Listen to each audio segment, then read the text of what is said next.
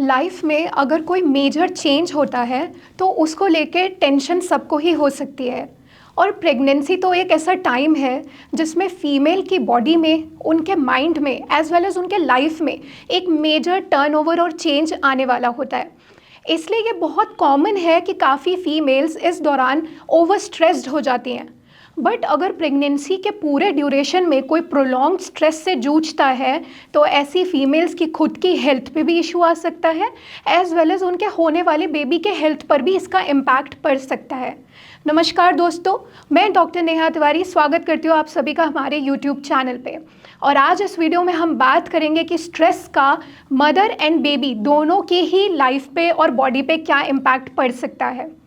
सबसे पहले बात करते हैं कि ऐसी क्या वजह हो सकती है जिसकी वजह से एक प्रेग्नेंट लेडी को काफ़ी स्ट्रेसफुल हो सकता है। फर्स्ट ऑफ ऑल, प्रेगनेंसी एक बहुत ही ब्यूटीफुल एक्सपीरियंस है फीमेल के लिए, बट फिर भी कुछ ऐसे रीजंस हैं जिसकी वजह से ये प्रेगनेंसी का जो 9 मंथ का ड्यूरेशन है ये स्ट्रेसफुल हो सकता है। जिसमें सबसे पहला और कॉमन कारण है hormonal changes. Hormonal changes in the sense कि जब कोई फीमेल प्रेग्नेंट होती है उनके बॉडी में बहुत सारे हार्मोन्स सर्ज पे होते हैं, क्योंकि प्रेगनेंसी को सर्वाइव करवाना और मेंटेन करना उनका रोल होता है। उसकी वजह से बहुत ज़्यादा मूड स्विंग्स फीमेल फेस करती हैं और उस वजह से उनको काफ़ी स्ट्रेसफुल हो सकता है। दूसरा कारण हो सकता है प्रेगनेंसी के दौरान होने वाला छोटा मोटा डिस्कम्फर्ट, जैसे कि बहुत ज़्यादा बैक एक बनना या उनको इंडाइजेशन का प्रॉब्लम क्रिएट होना, मॉर्निंग सिकनेस जो कि बहुत ही कॉमनली सब जानते होंगे कि सुबह उठते ही मितली जैसा मन करना और थोड़ा बहुत वॉमिटिंग होना, अलॉन्ग विद दैट पैरों में सूजन भी आ सकती है। और इन सब चीज़ों की वजह से फीमेल थोड़ा सा एक्सपीरियंस कर सकती हैं स्ट्रेस। और अगर यही सिम्टम्स प्रेगनेंसी के साथ आगे चल के बढ़ना स्टार्ट हो जाते हैं तो उस दौरान भी वो काफ़ी स्ट्रेसफुल हो सकती हैं। थर्ड रीज़न स्ट्रेस का हो सकता है कोई प्री एग्जिस्टिंग डिजीज़, जैसे कि अगर कोई फीमेल है जिन्हें ऑलरेडी डायबिटीज़ है या हाइपरटेंशन है, थायराइड है, या लेट्स सपोज उन्हें पीसीओडी है जो कि एक हार्मोनल इम्बैलेंस वाली बीमारी है।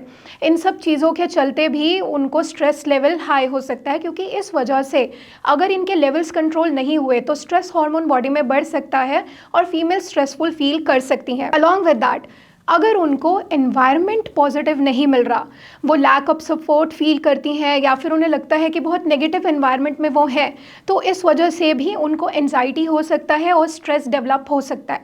Last but not the least, बहुत सारे क्वेश्चंस कि डिलीवरी कैसी होगी, लेबर कैसा होगा, जब बेबी हो जाएगा तो मैनेजमेंट कैसे करेंगे, ये सारे सवाल भी फीमेल्स को बहुत परेशान कर सकते हैं।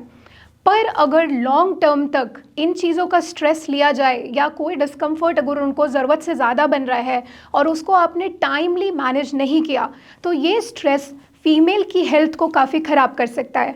तो हम थोड़ा सा समझेंगे कि क्या मदर को डिस्कम्फर्ट हो सकता है और क्या बेबी तक जा सकता है। सबसे पहले अगर फीमेल्स की बात करें तो उनको प्रोलॉन्ग स्ट्रेस की वजह से जो सबसे पहली प्रॉब्लम हो सकती है वो हो सकता है प्रीमेच्योर रप्चर ऑफ मेम्ब्रेन। मतलब टाइम से पहले ही जो उनका मेम्ब्रेन होता है वो रप्चर हो जाता है, जिसकी वजह से बेबी भी प्री टर्म हो सकता है। और अगर बेबी प्री टर्म होता है तो वो इम्यून सिस्टम से कॉम्प्रोमाइज्ड हो सकता है। इन शॉर्ट, वो बहुत ईजिली इन्फेक्शन कैच कर सकता है। तो आपने कॉमनली सुना होगा कि 7 मंथ में ही बेबी हो गया या 7.5 या 8th मंथ की शुरुआत में हो गया, तो ये सब प्री टर्म बेबी के अंदर ही आते हैं।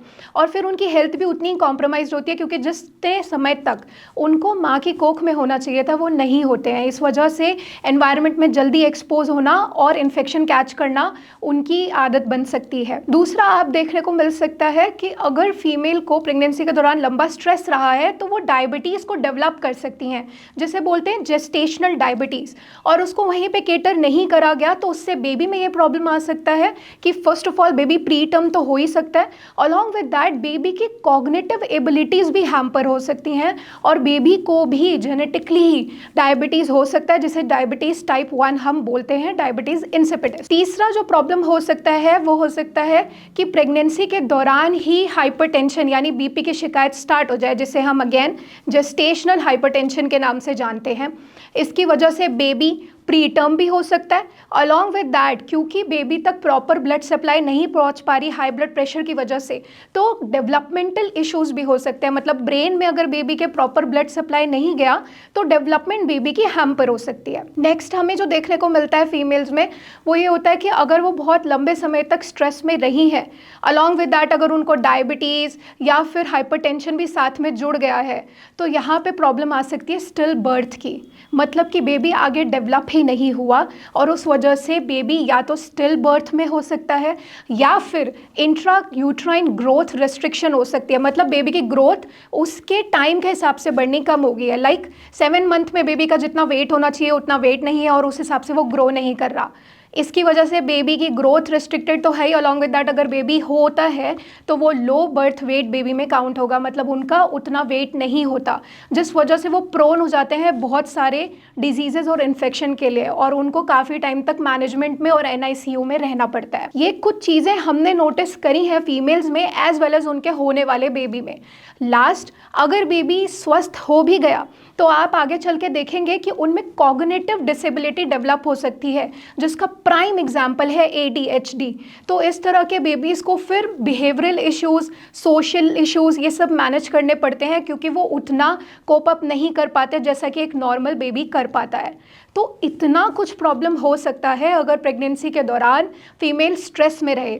तो इसीलिए इसको मैनेज करने का सिंपल सा तरीका ये है, सबसे पहला प्रॉपर गाइडेंस। अगर आपके मन में प्रेगनेंसी रिलेटेड सवाल हैं और उसको वजह से आप बहुत ज़्यादा स्ट्रेस लेती हैं, तो सबसे पहले किसी ऐसे से बात कीजिए जिनको आप ट्रस्ट करते हैं, अलॉन्ग विद दैट जो आपको सही गाइडेंस दे सकते हैं। सेकेंड, आप अपने डॉक्टर से प्रॉपर विजिट्स लेते रहिए एंड एवरी टाइम जब आप विजिट कर रहे हैं तो अपनी फिजिकल बॉडी को चेक कराने के साथ साथ आप मेंटली भी काउंसलिंग सेशंस ले सकते हैं, ताकि आप मेंटली भी फिट रह सकें और आपके बेबी तक भी वो चीज़ पहुँचे। क्योंकि आयुर्वेदा में एक पॉइंट होता है गर्भ संस्कार। इन शॉर्ट, जितना पॉजिटिव आप बात करते हैं आपके बेबी तक भी वो पॉजिटिविटी जाती है।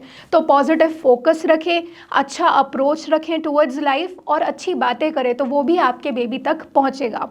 Last but not the least, अच्छी सी डाइट एंड एक लिमिटेड सी फिजिकल एक्सरसाइज। क्योंकि पूरी तरह से अगर आप बेड पे ही रहना स्टार्ट कर देंगे तो ऑब्वियस सी बात है उसकी वजह से भी आप काफ़ी स्ट्रेस रहेंगे, क्योंकि खाली दिमाग जितना रहता है उतना टेंशन की ओर बढ़ता है। तो इसीलिए एक लिमिटेड सी अपने डॉक्टर से पूछ के वॉकिंग एंड ब्रीदिंग एक्सरसाइजेस को इनकॉर्पोरेट करें अपने रूटीन में, एज वेल एज एक अच्छी डाइट लें। तो आज की वीडियो में बस इतना ही। अगर आपको फीमेल संबंधित कोई भी तकलीफ है या कोई भी जानकारी आप लेना चाहते हैं तो आप नीचे दिए गए नंबर पर संपर्क कर सकते हैं, हमारी टीम के साथ कनेक्ट कर सकते हैं और अपने लिए एक सही इलाज का चयन कर सकते हैं। हम मिलेंगे नेक्स्ट वीडियो में एक न्यू इन्फॉर्मेशन के साथ। तब तक आप सब अपना ख्याल रखें। धन्यवाद।